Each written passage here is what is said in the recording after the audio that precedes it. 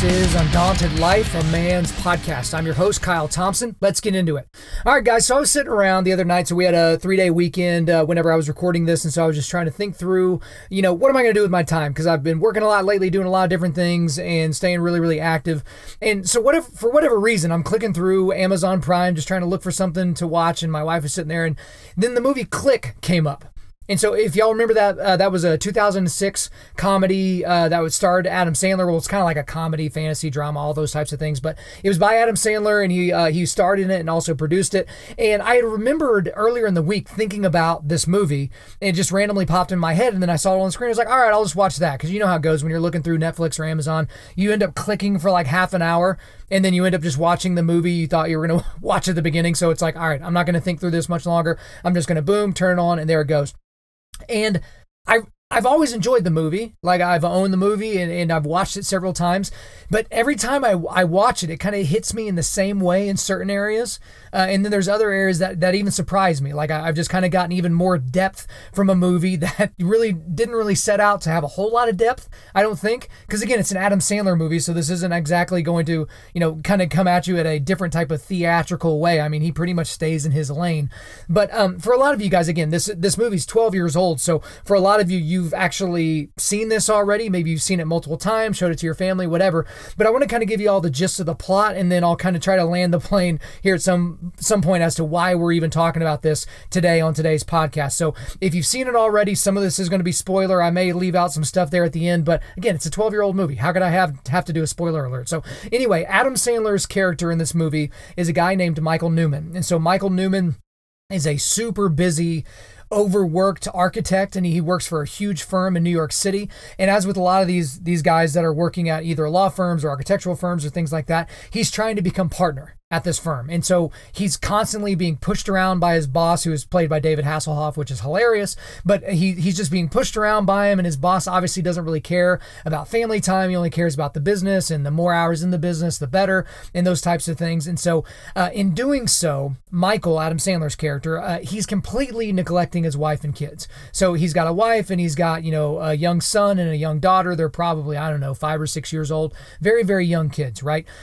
But one thing that we see early in this movie is that Michael is really, really frustrated at the number of remotes in his house. So he's like trying to turn on his television at one point, but he like turns on the fan, he opens up the garage, he flies this little helicopter thing across the room, and all he's trying to do is turn on the television. So he gets really, really frustrated with this. And at some point early in the movie, he just gets he's so frustrated. He's flipping out, and he's like, forget this. He's got this big project he needs to work on. He needs to watch this documentary on Japanese architecture, and screw it. He's going to go out in the middle of the night, and he's going to find himself a universal remote.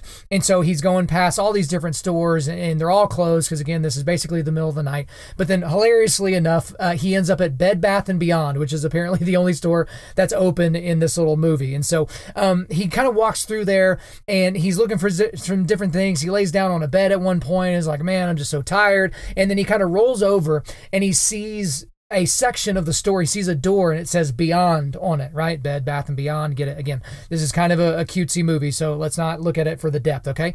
But he goes through the door, and he walks down this long hallway, and then he meets up with a guy named Morty. And Morty is played by Christopher Walken, does a really fantastic job in this film.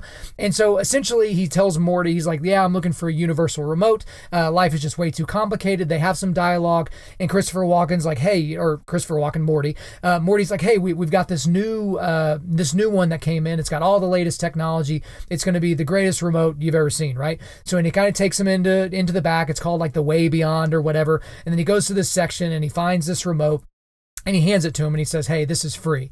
And so, but one thing that he says to him at one point as they're walking out of frame is that this was a non-returnable item. And then Michael, he basically says, why would I want to return something that was free? So that's important to think about for later. So when he comes home, the first thing he does is he obviously tries to turn on the television. He points it at the television, and it turns on. And kind of going back to what Morty said, there's no directions. This remote didn't come in a box. He said, you just point and click, and this remote is going to know what you're needing, and it's going to take care of it for you. So again, he uses it at first on the television, and then his dog is barking at him at some point, and it's the middle of the night, he's working on this project, and he's getting frustrated with the dog, doesn't want to wake his wife up and the kids up, and so he grabs a remote and just like basically points it at the dog and tells the volume to go down. This is ridiculous because this is real life, that couldn't possibly work, but then it actually makes the dog go mute.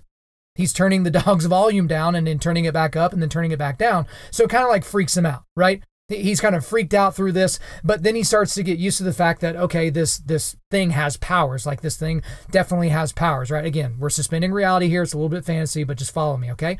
But then he starts fast forwarding through a lot of different things in his life that he just doesn't have the mental capacity to deal with, right? So he's fast forwarding through fights with his wife. He's fast forwarding through illnesses. He had a little cold, so he kind of fast forwarded through that. He was fast forwarding through traffic, through these different little disputes he was getting into. And so that's kind of the thing for him, is he was just like experiencing his best life. Everyone says that now. It's like, oh, he's living his best life. So he's basically living a life where he's not having to deal with all this stuff that just distracts him. He's trying to save his brain so that he can work on these projects, so he can become partner at this architectural firm, but it's really, really bogging him down, right? But one thing that he realizes is, okay, whenever I skip these times, like what is happening? Like, am I experiencing these times? What's going on? And so he asks Morty, and Morty tells him that when he fasts forward, whether he's just fast forwarding, 10 seconds or, maybe 10 days or something like that, that he's on autopilot. Right. So he's there, but he's not, a great conversationalist. He's just kind of operating basically on autopilot at those points. So that's important as we kind of get a little bit in here. But what ends up happening in this movie is he lands this huge deal. And I know I'm skipping a lot of things in the plot, but I'm not going to give the whole plot to you today. But he lands this huge deal at work, and he was told that if he landed this deal, like his boss told him that if he landed the deal, that he would be made partner. But lo and behold, he wasn't named partner. He got really, really frustrated because it was like, okay, yeah, you'll be partner, but now that we've landed the deal, now we have to do all these different things in order to solidify the deal. And those things are going to take several months. And so this is when we kind of see a big turn in the movie. We see him considering fast forwarding until he gets his promotion, right? And so in his mind, he's only thinking it's going to be a month or two. It's going to take him a month or two to get these plans together, to submit to the people and, solidify the deal. And so he talks about it with Morty, and he consults with them. And Morty's like, I need you to understand kind of the magnanimity of what you're considering doing, and, how big this could potentially be for your life. But he was like, he basically just got really, really frustrated. He wanted to get to his promotion. He was tired of disappointing his family and letting them down. And he thought this promotion was going to take care of all of it. Does that sound familiar, guys? And so, again, he thought this would be a month or two. He hits fast forward. And what he ends up doing, again, big turn in the movie, he ends up fast forwarding an entire year. It took his boss an entire year to promote him to partner. And so he missed out on a year's worth of everything, missed out on his relationship with his wife, his kids, a lot of different things. And again, remember, when he fast forwards, he's on autopilot the entire time. And so when he's on autopilot, he's obviously not a doting father or a loving husband or any of those types of things.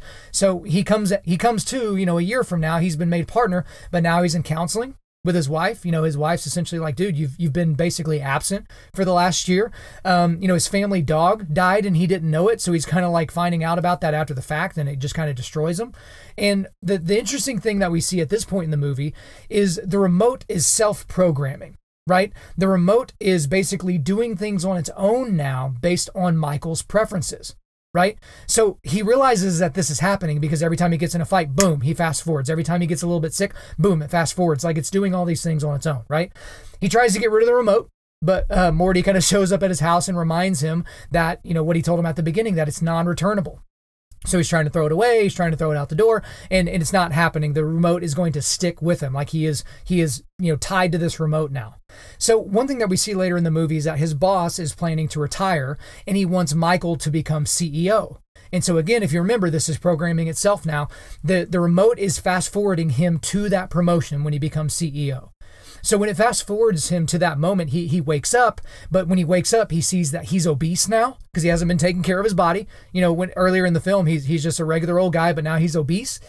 He realizes that he's divorced from his wife. He's kind of moody and has all these issues. And now his little kids are teenagers, right? So when we see him earlier in the film, they're 5, 6, 7 years old, something like that. But now they're teenagers.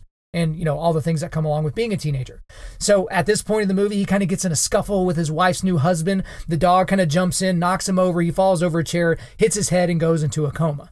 Again, remember the remote is programming itself, so it's fast forwarding to the future whenever he's better, whenever he's healthy, right? Because he skipped the cold, now he's skipping comas.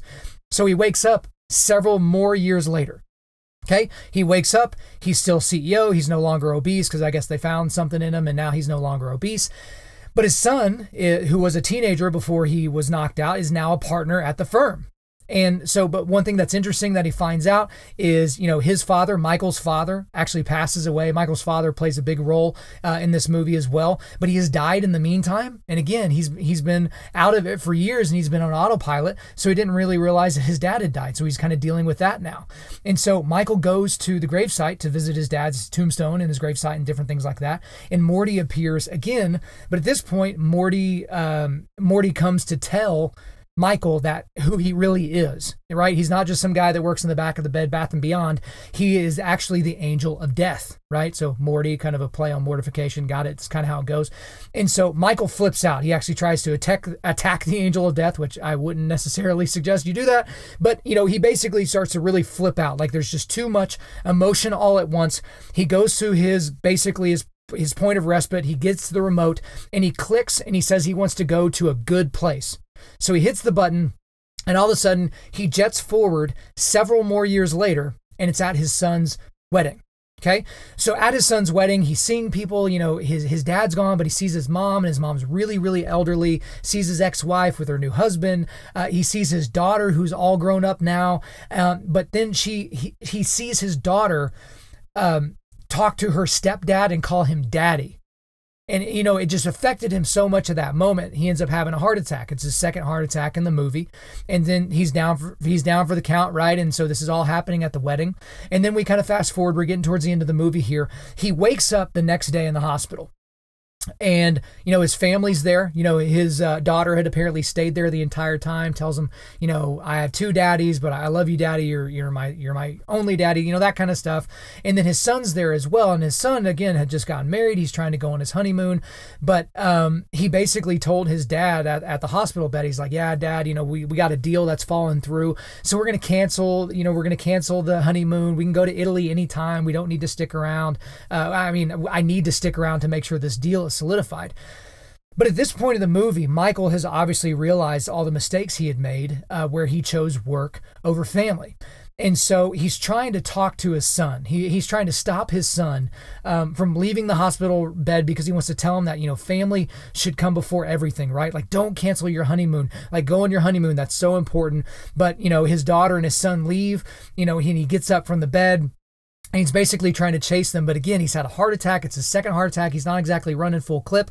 He's going outside and you can see his daughter and his son are about to drive away in a car. It's raining and he's desperately trying to get their attention and stop them.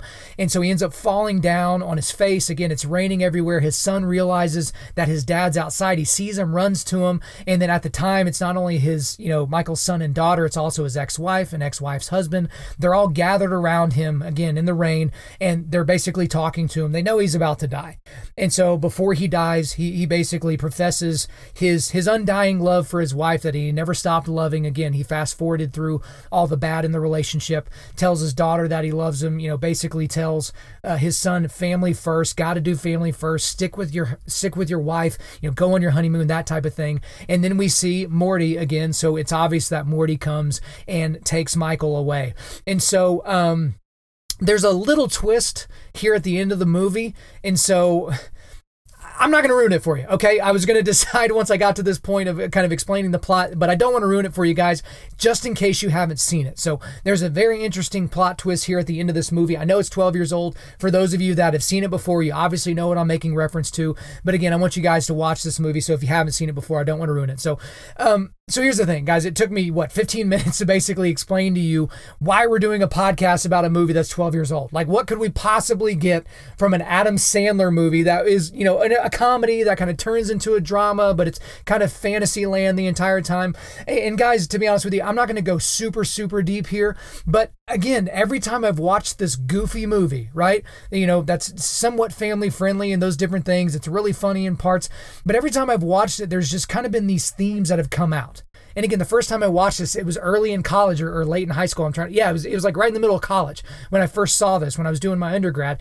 And it's continued to affect me every time I've watched this. It's just a very poignant film, and all you're doing is you're expecting, dick jokes because it's Adam Sandler, right? But there were three things that kind of came to me this last time when I watched this movie, okay? And it's just basically about how do we prioritize, okay? And so I want to just kind of flow a little bit on those three things. So the first is how we prioritize family over work. And guys, again, I'm not going to say anything that you haven't heard before, but the reason why people have to keep saying this to you and saying this, and again, I'm saying this to myself, is because we constantly think there's another way we can do it. We constantly put work over our families, and we convince ourselves that it's the right thing to do because you know what? If the business isn't growing, I'm not going to be able to provide for my family. You know what? If I don't make this extra commission this quarter, then it's not going to work out for my family. If I don't get this money so that we can go on that trip, we're not going to be able to go on the trip, and I'm not going to be able to spend time with my family. But guys, you know this to be true. We've seen this a billion times. So yes, I'm not much of a beating a dead horse guy, but I'm going to beat this dead horse to death again. When you prioritize your family over work, things tend to align a little bit better, right? Because you've all been there. For a lot of you guys, you may have lost your marriage. You may have lost your family because you had these two things out of whack. You had work over family. And the whole time you're thinking, well, I saw my dad, all I did is I saw my dad work and that worked out for the family. He provided. And to a certain degree, that's true. You have a dad that provides and you see that and you pick that up. But there's a lot of people that just need dad, right? They just need husband. They need their presence. They need them there. That extra bonus that quarter from spending an extra 5 to 10 hours per week in the office or in the field, it doesn't matter as much as being there, as being around. And when I say being around, it doesn't mean you're doing anything. You don't have to be doing some sort of project or fixing something around the house or taking a kid to some activity or taking your wife on a date. It may be those things, but maybe it's just sitting around, just being available, being mentally available to your kids. It's kind of hard to be mentally available if you're not physically present. Right? And so that's one thing that you get from this movie is Michael sees the error in his ways, but by the time he sees it, it's way too late.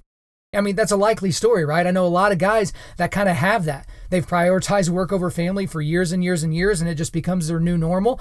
And, when the kids leave the house, they realize they haven't been dating their wife for the last 20 years, and their marriage falls apart. Subsequently, for some of these guys, their lives fall apart, right? So again, it's prioritizing family over work. And the second thing is prioritizing time over success. Time over success. And so I left success there to be, very ambiguous. So define success as however you define it, right? For some guys, it's just money. It's just about dollars in the accounts, right? For some guys, it's the amount of influence that they have within the business that they're in or within the community that they live. But it's prioritizing time over success. So this is something for me, again, I'm going to fall on my sword a little bit here because I don't have kids yet. My wife and I have been married for almost 10 years, but there are a lot of times when my wife would much rather me just be around. And frankly, there are times when I would just rather her be around.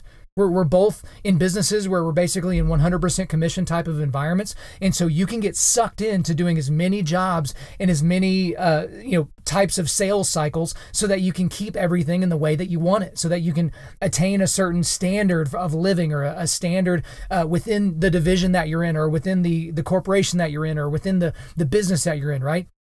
But you really can't replace time.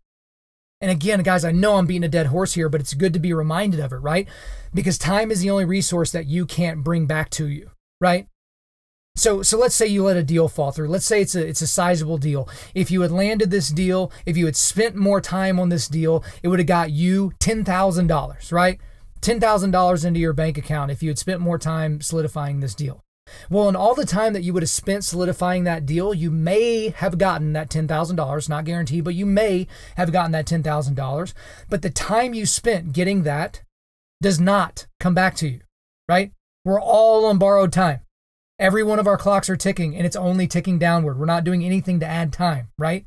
And no, I'm not getting philosophical about health and about all these different things. I'm just saying realistically, we're all closer to death since before you turned on this podcast, right? That's just the reality of the situation that we're in. And I understand for a lot of you guys, this is not me saying, hey, quit your jobs and spend all your time with your family. I'm not saying that. You do have to be a provider, but there's always that balance of making sure there's enough time and that there's enough access to you as husband and father, as opposed to you as guy running the company or guy within that department trying to make it better, right? And the last thing here is to prioritize meaning over money. Meaning over money. And again, guys, I know this seems a little bit self-helpy, not my normal style, but I want to make sure this is something that you can, get in your brain and solidify it. Prioritize meaning over money. Okay, guys, I'll go ahead and talk about me. There's a lot of things that I do that pull me towards money, right? Again, money is not the root of all evil. It's the love of money. That is the root of all evil. So it's like one of the favorite scriptures that atheists will quote when they quote it incorrectly. But at the end of the day, I try to do things that help open up more avenues towards money, whether that's business dealings or things that I invest in. I'm trying to constantly make the flow of money more pertinent in my life, right? But the thing about it is at the end of the day, most people don't look at the amount of money that somebody has attained. They look at the amount of meaning that they have given. Right? So obviously there are a lot of famous people that have died and they died with a lot of money, but I bet you can name their contributions to their field or to society in general more than you can name their net worth. And here's the thing, when they die, their net worth is reported, right? That's like one of the first things you hear about a celebrity because it's like, maybe they're really famous back in the 80s, but now they died almost penniless. Like that's part of the reporting. Or maybe when they died, it was at the height of their company. And, if they hadn't died of cancer or something like that, like they'd still be alive and this would be how much that they would have. But for a lot of these individuals, like think about Bill Gates. Bill Gates has been the richest man alive for the longest period of time. I know Jeff Bezos is now the richest man that ever in the history of humanity, apparently. But Bill Gates has spent more time at the top of that list than anybody. But I bet you can tell me that the contributions he's made to society and the things that he's doing as part of his foundation and as the things that he's doing within his charities, as opposed to how much he's worth. Because meaning does usurp money. It's over money. But for a lot of us, we are not prioritizing it that way. And again, I keep coming back down to the family context because that's what the context of this movie was centered around, is this was a guy that was choosing to become partner, not just because of the success that would come with it, but because of the money that would come with it. Because he was frustrated at one point because he couldn't afford to buy his kids bikes. He couldn't afford to, buy his wife a nice purse that she wanted, right? He wanted money. He wanted those things so that would somehow give him meaning. And again, we come at this from a Christian worldview on this podcast, is where does meaning ultimately come from? Where does it come from? Because it certainly doesn't come from us just sitting around and putting in that extra hour at work or that extra trip in order to do certain things to provide for the family. Again, those things are important, but it's all got to be within balance. But for us, and we talked about this, in the last podcast or a few podcasts ago, just basically finding our identity in Christ. That's where we find our identity. It's in the Imago Dei. It's in realizing that we have the image of God written on our souls, and everyone that we ever become eyeball to eyeball with has that exact same thing. But again, guys, if your priorities are out of whack, it's really going to jack you up. If you don't have family prioritized over work, time prioritized over success, and meaning prioritized over money, you're going to struggle. It's going to be an issue for you. And guys, we see this all the time. Like I've seen research before from these nurses that are basically doing end-of-life care for people. So these people are going to be dying imminently, and these are the last people that will ever take care of them. In some of these cases, in a lot of these cases, actually, the family's not even around. It's just these nurses. And you hear these nurses report back what these people say to them when they're legitimately on their deathbed. None of them are ever saying how much more they wish they had worked, how many more deals they wish they had closed. And again, you guys have heard this a billion times. I'm not coming up with any of this on my own, but you got to keep hearing it. You don't want to be that guy that's on your deathbed, whenever that will be. It's coming, whenever that will be, whether that's soon or a long time from now. You don't want to be that guy that's living with regret. And how many times do we need to hear that before we solidify it in our brains? Like, how many times are we going to make work and success and money prioritize over everything? Because at the end of the day, if you were handed a menu that's had your family and all the things that you care the most about on one side, and then, the success and work and money on the other, and you were only given a binary choice, I would assume and would hope that most of you guys would go with your family. So if you use that as your North Star, right, as a thing that's going to point you in a certain direction, then that's really important to know now. And the great thing about that, guys, is you get to decide. Like, it's you, right? So again, I know this is super TED Talky, but you get to decide that. So make the decision, put your flag in the ground, and work in that direction. So again, guys, I know we just basically did a whole podcast about an Adam Sandler movie. I get it. But hopefully this was beneficial to you guys, and I really think that it should help, okay? We're going to do a quick resilience boost before we let you guys out of here today. We are a men's ministry, and our mission is cultivating manly resilience. And specifically, we do that by providing content that forges spiritual, mental, and physical toughness. So today, we are going to be, I don't know, we'll call it mental resilience. And here's the thing, guys. Just go watch the movie. Right? This is easy enough. Again, it's PG-13. There are some things that are maybe a little inappropriate for smaller children. And you can find this movie anywhere. Like, it's on Amazon Prime. I'm pretty sure it's on Netflix. Like, I mean, there's a billion ways you can get access to this movie now. Again, it's old enough to where they're not, holding it under lock and key. So watch the movie. See if you can pick out some of the things that I showed you here in this podcast and see if it has the same effect to you. All right, guys, thank you so much for listening to this podcast. As always, we'd like for you to subscribe on iTunes, SoundCloud, or Google Play and refer your friends to listen. You can share this on social media using the hashtag Undaunted.Life. We will find the post and we will give it a thumbs up. If we deserve a 5-star review, guys, please, please, please leave us a 5-star review. We're currently 5-star rated. We want to keep that up, and we want to hear from you as to why you like this podcast. So make sure you keep leaving 2 or 3 sentences to let us know, okay? I'm currently booking speaking engagements for the remainder of 2018 and the beginning of 2019. So if you want me to come speak to your company or your team or your Sunday school or your church, just hit me up at info@Undaunted.Life. Again, that's info@Undaunted.Life. Our website is www.Undaunted.Life. You can follow us on Instagram and Twitter @UndauntedLife or Facebook.com/UndauntedLife. You can check out our free devotionals on the YouVersion Bible app. Just search Undaunted Life under plans. And as always, we want to thank the band August Burns Red for allowing us to use their music library for our content. The intro-outro track on this podcast is their song King of Sorrow, which is off their latest record entitled Phantom Anthem. The links to all of this are in the description. I'm your host, Kyle Thompson. Remember, keep cultivating manly resilience. Keep forging spiritual, mental, and physical toughness. Keep seeking the Lion of Judah.